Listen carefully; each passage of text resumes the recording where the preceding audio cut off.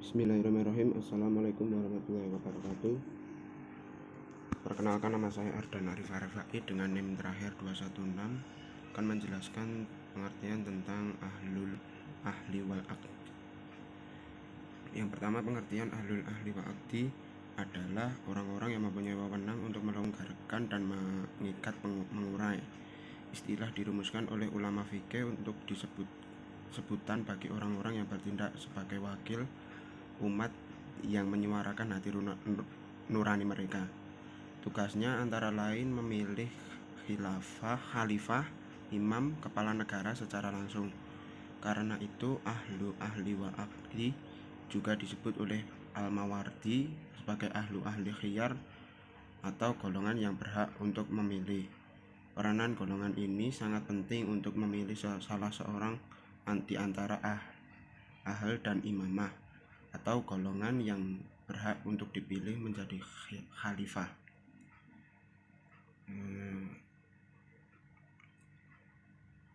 Al-Jazuli mendefinisikan bahwa ahli wal aqdi adalah pemegang kekuasaan tertinggi yang mempunyai wewenang mengarah kehidupan masyarakat kepada maslahat, yang mereka berkewenang membuat undang-undang yang mengikat kepada seluruh umat di dalam hal yang tidak diatur secara tegas oleh Al-Quran dan Hadis, dan mereka merupakan tempat berkonsultasi imam dan menentukan kebijaksanaan. Berdasarkan uraian yang saya sebutkan tadi, bahwa dapat dikatakan bahwa ahli wal aqdi merupakan suatu lembaga pemilih. Yang selanjutnya, landasan hukum ahli wal aqdi.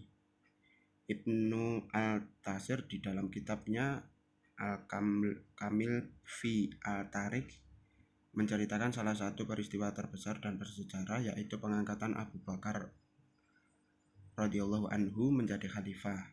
Diceritakan oleh Ibnu Atsir bahwa pada wafatnya Rasulullah, orang-orang Ansor berkumpul di Syaqifah Bani Saidah dan mereka berusaha mengangkat Sa'ad bin Ubaidah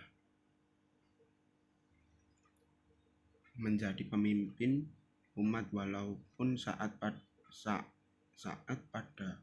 waktu itu dalam keadaan sakit. Dari peristiwa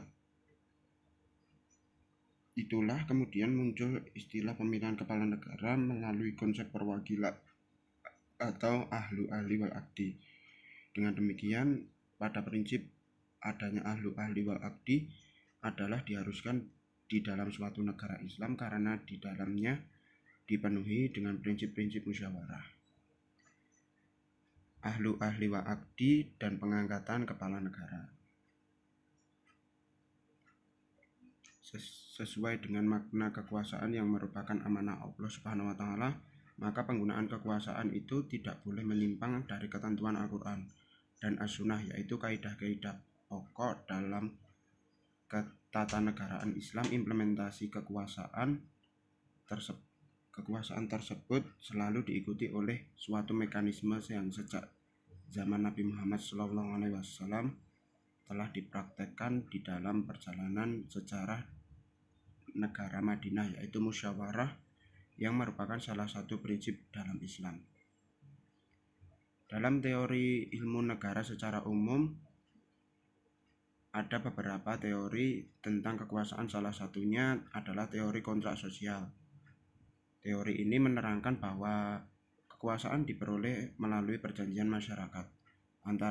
Artinya kekuasaan politik bersumber dari rakyat dan legitimasinya melalui perjanjian masyarakat. Dengan kata lain, terjadinya penyerahan kekuasaan oleh anggota masyarakat kepada seseorang atau lembaga. J. Suyuti Pulung dan bukunya Fikih Siyasah menjelaskan bahwa Al-Bagilani, Al-Juwaini, dan Ibnu Khaldun lebih condong kepada paham teori kontrak sosial.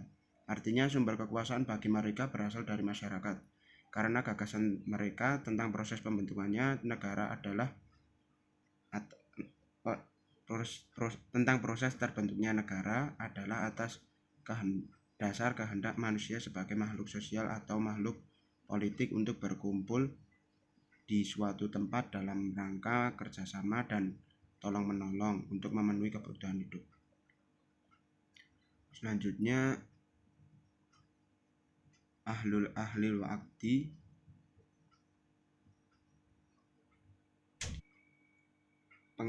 ahlul ahli wa aqdi dan pengangkatan kepala negara. Sahnya pengangkatan kepala negara terwujud dengan dua cara, yaitu dengan cara dipilih oleh kalangan ahlu ahli wa aqdi dan dengan penyerahan mandat dari kepala negara sebelumnya. Tentang pemilihan kepala negara oleh kalangan ahlu ahli wa aqdi telah diperdebatkan oleh ulama dari berbagai mazhab mengenai jumlah dengan pemilih yang dapat mengesahkan pengangkatan kepala negara.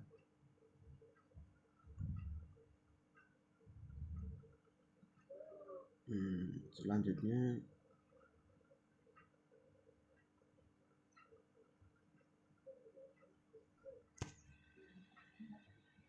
satu kelompok berpendapat bahwa pengangkatan itu hanya syah dengan keikutsertaan mayoritas ahli wa aqdi dari seluruh negeri, sehingga kepemimpinan itu mendapatkan penerimaan secara tulus dan pengakuan secara umum.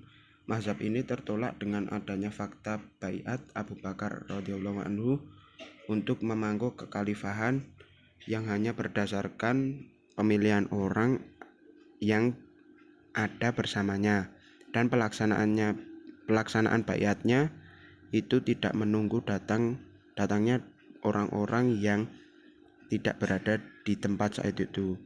Sekian, terima kasih. Wassalamualaikum warahmatullahi wabarakatuh.